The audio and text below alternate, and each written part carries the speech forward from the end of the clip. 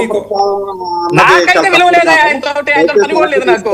Right right Ajay గారు please. ఎవడంటే విలువ ఉందిలే. ఒక నిమిషం అజయ్ గారు, వెంకటేష్ గారు దయచేసి మీరు చర్చ వేరే విధంగా తీసుకెళ్తుంది దయచేసి. కానీ మీరు కులాలు లాగొద్దు ఇక్కడ. కులాలు ఎందుకు వస్తాయండి? ప్రతిదానికి కులం వస్తుందా? ఆగండి ఒక నిమిషం. శ్రీనివాస్ గారు చెప్పండి. కులాలు ఎందుకు వస్తాయా? కులం లేని రాజకీయం ఉంది ఆంధ్రప్రదేశ్ లో. వెంకటేష్ గారు ఆగండి సార్ ప్లీజ్, ఒక్క నిమిషం ఆగండి, చెప్పండి సార్. వెంకటేష్ గారు ఒక అనలిస్ట్ పేరుతో వచ్చి ఇక్కడ కుల ప్రస్తావన తీసుకురావడం అన్నది ఖండించాల్సిన విషయం అండి, చాలా తప్పు. ఇంకా అంబేద్కర్ కోసం మాట్లాడింది ఏదైతే ఉందో ఆయనకు నచ్చలేదు, మాట్లాడలేదండి. అందులో ఆయన స్థాయిని ఎక్కడ తగ్గించారు? తగ్గించినట్టు కాదా ఏంటి? నల్ల శ్రీనివాస్ గారు కాస్త సెన్స్ ఉండి మాట్లాడాలా, కాస్త సెన్స్ ఉండి మాట్లాడాలా, అర్థమైందా? నేను చెప్తున్నాను కదా, నీకు ఆ స్థాయి లేదు, నీకు ఆ మాట్లాడే స్థాయి లేదంటే తప్పు కదా.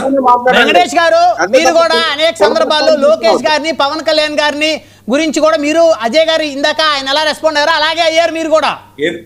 ఎప్పుడు కూడా జరగదా పని, ఎప్పుడు కూడా జరగదా పని, కళ్ళలో కూడా జరగదు. ఎదుటి వ్యక్తుల గురించి నువ్వు చెప్పు, ఒకసారి చెప్పు. రాజకీయ విమర్శలు ఉంటాయేమో, లేకపోతే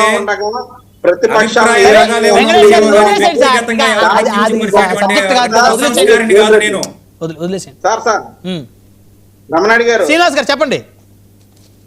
ప్రతిపక్షం వాళ్ళని ఏ రకంగా తొక్కాలి, వాళ్ళ మీద ఏ రకంగా దాడులు చేయాలన్నది దారి చూపిన గొప్ప మహానేత జగన్ రెడ్డి అండి. ఓకే, ఇక్కడ ఒక విషయాన్ని చాలా స్పష్టంగా చెప్పదలుచుకున్నాను. తప్పు ఎవరు చేసినా తప్పే, అంతే కదా. రాజకీయాలకి ప్రజాస్వామ్యంలో తాపు లేదు. కానీ జగన్ రెడ్డిని నువ్వు ప్రతిపక్షానికి కూడా పనిచేయవని జనాలు చీకొట్టారండి, చీకొట్టారు. ఆ విషయాన్ని మర్చిపోయి నాకు ప్రతిపక్ష హోదా రావుంటది, రాజ్యాంగం ఏమి ఇచ్చింది అది ఇస్తుంది తప్ప, లేనిది అడిగి నాకు ఇది ఇస్తేనే వస్తానంటే ఇదన్నా చిన్నపిల్లల బొమ్మలాట. ఒక నాయకుడిగా ఉండి, మాజీ ముఖ్యమంత్రిగా ఉండి ఆయన రాజ్యాంగం తెలియదండి? పోనీ ఆయన తెలియకపోతే చుట్టుపక్కల ఉన్న సురేష్ లాంటి వాళ్ళు చెప్పాలి కదా. ఇంకొక అతి ముఖ్యమైన విషయం, జగన్ రెడ్డికి ప్రజాస్వామ్యం మీద కానీ ప్రజా సమస్యల మీద కానీ ఏ రోజు గౌరవం లేదు, చిత్తశుద్ధి లేదు. అతి ముఖ్యమైన విషయం అంటే ప్రజా తీర్పు అంటే ఆయనకి చాలా వ్యతిరేకమండి. అందుకే ప్రజలు నువ్వు ఎమ్మెల్యే అయ్యి మా సమస్యల మీద పోరాడు బాబు అని పంపిస్తే సిగ్గు లేకుండా సంతకాలు పెట్టడానికి వచ్చారండి.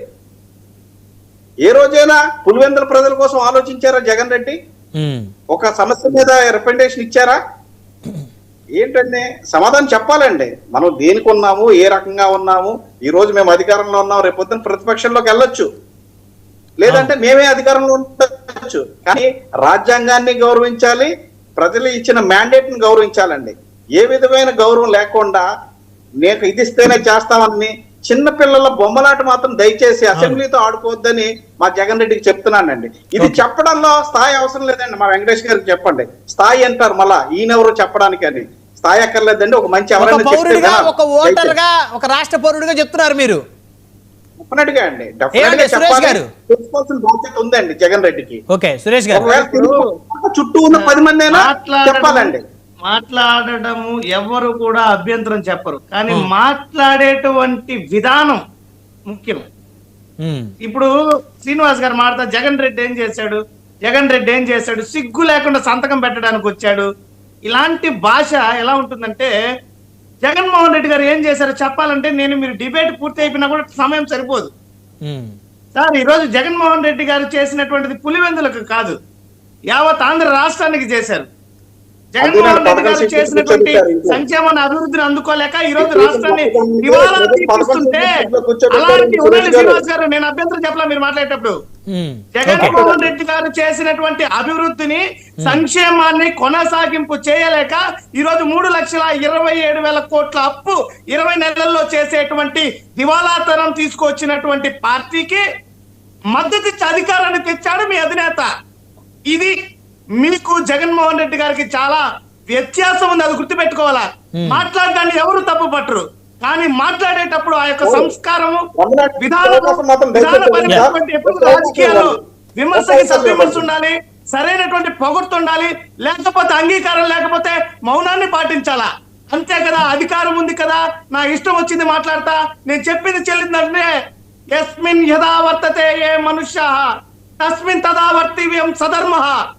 రేపు రాబోయేటువంటి రోజున అధికారం మారితే ఒక్కొక్కడి పరిస్థితి, ఒక్కొక్కడి జాతకం ఏ రకంగా ఉంటుందో కూడా గుర్తించి బాధ్యతతో పనిచేయాలా.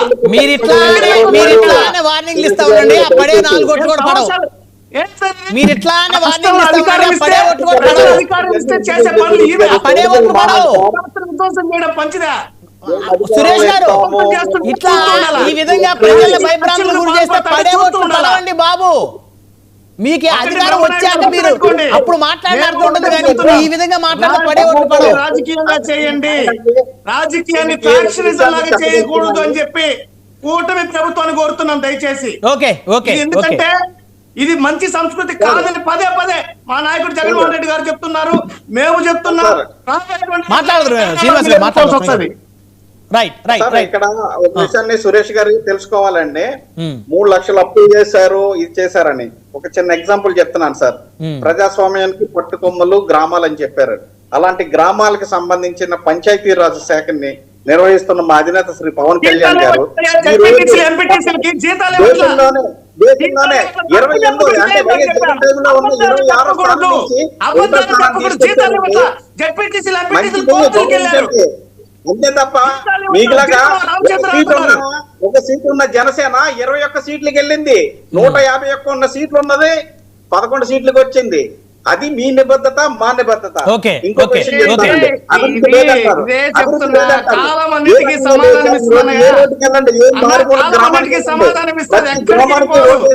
భూమి గుండ్రంగా తిరుగుతుంది, కాలువ గుండ్రంగా తిరుగుతుంది. సమయం తక్కువ ఉంది. సజ్జాజయ్ గారు మీరు కంక్లూజన్ ఇవ్వండి సార్. బ్రహ్మనాయుడు గారు, నేను మళ్ళీ చెప్తున్నాను సార్, వెంకటేష్ గారికి ఎందుకు కోపం వచ్చిందో, ఎందుకు ఆవేశం వచ్చిందో నాకు తెలియదు, కానీ నేను అంబట్రాంబాబు నేను బూతులు ఎట్లా అసంఖ్యం మాట్లాడలా. ఆయన చేసిన హావభావాల గురించి ఆయన గురించి మాట్లాడుకోవాల్సిన అవసరం లేదు, అంత టైం వేస్ట్ చేయాల్సిన అవసరం లేదని చెప్పాను. వాస్తవానికి అయితే నాకు లేదు. ఆయన రాజకీయాన్ని పొందుతుంటే నాకు అవసరం లేదు, ఆయన ఏమేమి సాధించాడో నాకు అనవసరం.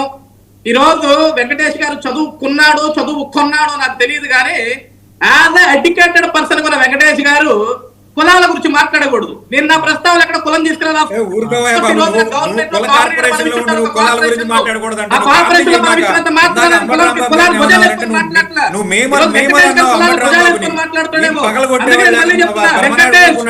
చదువుకున్నావో నాకు తెలియదు, పట్టుకోవడం కాదు, మనిషిలాగా మాట్లాడారా. ప్రస్తావన తీసుకొచ్చిన వాడు